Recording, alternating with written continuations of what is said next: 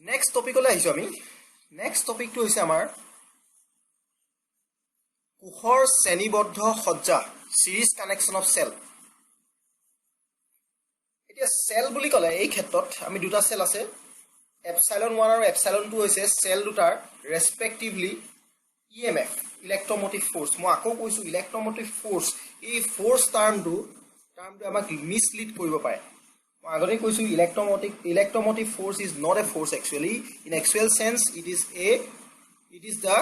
potential difference between the two electrodes of a electrolytic cell when no current will flow in the external circuit. Etu kotha khoday mon rakhiba je বিদ্যুৎ চালক বল আসলে এটা বল নহয় ই হৈছে কোক দুটাৰ বিদ্যুৎ বিশ্লেষক কোক দুটাৰ তড়িৎদ্বাৰ দুটাৰ মাজৰ যোনটো বিভৱান্তৰ যেতিয়া বাহ্যিক বৰ্তনীটোৰ মাজেদি প্ৰবাহৰ সঞ্চালন নঘটে হেতুই হৈছে বিদ্যুৎ চালক বল এই বল শব্দটোৱে আমাক মিসলিড কৰিব পাৰে হেকাৰণে অলপ সাৱধান হ'বা এই টাৰ্মিনোলজিবু যোনটো ইলেক্ট্ৰোমোটিভ ফোৰ্স বুলি কয় এই টাৰ্মিনোলজি এই যোনটো টাৰ্মিনোলজি এই যোনটো টাৰ্ম এই টাৰ্মটো আগতেই দিয়া হৈছিলে সেই কাৰণে এটো পাছলে চেঞ্জ কৰা নহল আৰু যি কি নহওক এই টাৰ্মটো যাতে মিসলিড নহয় আমাক যাতে মিসলিড নকৰে তোমালোকে এটোৰ ওপৰত ধ্যান দিবা এতিয়া কুখৰ শ্ৰেণীবদ্ধ সজ্জা সিৰিজ কানেকচন অফ সেল আমাৰ দুটা ইলেক্ট্ৰোলাইটিক সেল আমি ধৰি লৈছো epsilon 1 এটা ইলেক্ট্ৰোলাইটিক সেলৰ বিদ্যুৎ চালক বল epsilon 1 আৰু অন্তৰোধ r1 internal resistance r1 suppose cell number 1 or cell number 2 epsilon 2 হৈছে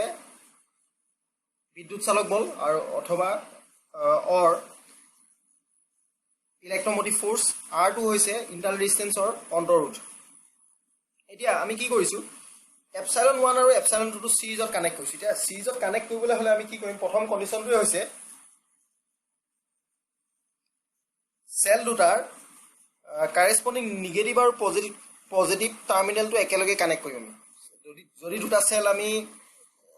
series of connect কৰিবলগীয়া হয় আমি প্ৰথম কন্ডিশনটো হৈছে কি প্ৰথম কন্ডিশনটো মানিব লাগিব যে সেল দুটাৰ এটাৰ পজিটিভ টাৰ্মিনাল ইটো নেগেটিভ টাৰ্মিনালত কানেক্ট কৰিব লাগিব এতিয়া আৰু এই ক্ষেত্ৰত হেতু হৈছে কন্ডিশনটো এতিয়া আমি কি কৰিছো এই ইকুইভ্যালেন্ট হিচাপে আমি এনেকৈ লিখিব পাৰো এই সেল দুটাৰ ইকুইভ্যালেন্ট ইলেক্ট্ৰোমোটিভ ফোৰ্স এটা আহিব হেতু ইকুইভ্যালেন্ট বুলি কৈছো এটো ইকুইভ্যালেন্ট ডায়াগ্ৰাম এটা আমি এনেকৈ লিখিছো বা ইকুইভ্যালেন্ট ফিগাৰ এটা এনেকৈ আমি ৰিপ্ৰেজেন্ট কৰিছো এই এপসাইলন ইকুইভ্যালেন্টৰ যোনটো ম্যাথমেটিক্যাল কনস্ট্ৰাকশন বা ম্যাথমেটিক্যাল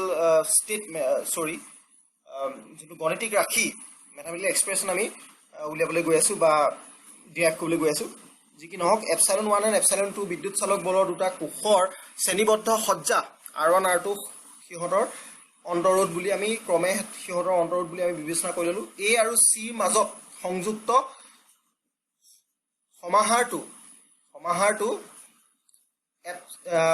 epsilon ইকুইভ্যালেন্ট বিদ্যুৎ চালক বল বা epsilon ইকুইভ্যালেন্ট মানে সমতুল্য কথা কৈছে আৰু r ইকুইভ্যালেন্ট অন্তৰোধৰ এটা কোষৰ সমতুল্য বুলি গণ্য কৰা হৈছে বা কৰিব পাৰি two cell of EMF epsilon 1 and epsilon 2 are in series r1 r2 are internal resistance for connection across A and C the combination can be considered as one cell of EMF epsilon equivalent and an internal resistance of R equivalent আমি এই combination দুটা এটা cell বুলি ধৰি পাইম এটা cell বুলি কলে তাৰ ইকুইভ্যালেন্টটো হ'ব বা সমতুল্য হ'ব এতিয়া A আৰু B এক্ৰছত আমি দেখিছো সেল নাম্বাৰ 1 টো কানেক্ট কৰা হৈছে B আৰু C এক্ৰছত সেল নাম্বাৰ 2 টো কানেক্ট কৰা হৈছে এতিয়া যদি আমি VAB আমি চাও VAB ইকুৱেল কি হ'ব VA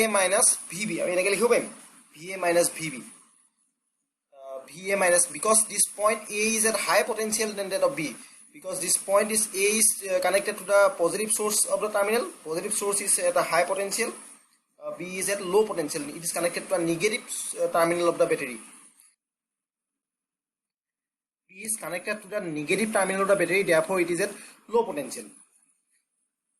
এতিয়া আমি দেখিম যে VAB equal to VA minus VB আমি এনেকৈ লিখিব পাৰোঁ epsilon 1 minus IR1 এই টাৰ্মটো আহিছে এই ৰিলেশ্যনটোৰ পৰা ইকুৱেশ্যন 1 অৰ এই ৰিলেশ্যনটোৰ পৰা অলপ আগত আমি ডিসকাশন কৰিছিলো V equal to epsilon minus IR1 এই ৰিলেশ্যনটোৰ পৰা আহিছে now we can determine VAC voltage across point A and C মই চিত্ৰটোলৈ আহিছো তোমালোকে চোৱা এই চিত্ৰটো দিয়া আছে VAC equal to VA minus VC you can write VA minus VC okay, VA minus VC we can আমি এই টাৰ্মটো VA minus VC এই টাৰ্মটো আমি এনেকৈ লিখিব পাৰোঁ VA minus VB plus of VB minus VC এনেকৈ আমি লিখিব পাৰোঁ যদি আমি এনেকৈ লিখো ইকুৱেশ্যন 1 ৰ পৰা আমি এই মানবোৰ ইয়াত বহাই দিলে আমি দেখিম যে VAC equal to epsilon 1 minus IR1 if we substitute the value of this VA minus VB is nothing just VAB and VB minus VC is VBC if we substitute the value of value from equation 1 in this equation we'll obtain that VAC equal to epsilon 1 minus IR1 plus epsilon 2 minus IR2 we can rearrange this epsilon 1 plus epsilon 2 minus of IR1 plus R2 so it will give us VAC equal to epsilon equivalent minus IR equivalent this is equation number 3 this is very important so we have already obtained the equivalent electromotive force of both the cell and equivalent this is internal resistance of both the cell আমি নিৰ্ণয় কৰিলো সমতুল্য বা কোষ দুটাৰ সমতুল্য বিদ্যুৎ চালক বল নিৰ্ণয় কৰিলো লগতে কোষ দুটাৰ সমতুল্য অন্তৰোধ নিৰ্ণয় কৰিলো so from equation 3 3 নম্বৰ সমীকৰণৰ পৰা আমি লিখিব পাৰো epsilon equivalent equal to epsilon 1 if we compare this equation আমি যদি compare কৰো ইকুৱেশ্যনটো এই ওপৰৰ ইকুৱেশ্যনটো লগত ইকুৱেশ্যন 2 আৰু 3 যদি আমি compare কৰো equation if we compare equation 2 and 3 we will obtain that epsilon equivalent equal to epsilon 1 plus epsilon 2 and R equivalent equal to R1 plus R2 যদি n টা সেল কানেক্ট হৈ থাকে যদি n টা কোষ শ্ৰেণীবদ্ধ সজ্জাত থাকে if n cell are connected in series then epsilon equivalent will go to from epsilon 1 epsilon 2 to up to epsilon n similarly R equivalent will go from R1 R2 to Rn okay you have any doubt you can clear the doubt and this is about series connection of cell in the next topic I will discuss on parallel connection of cell thank you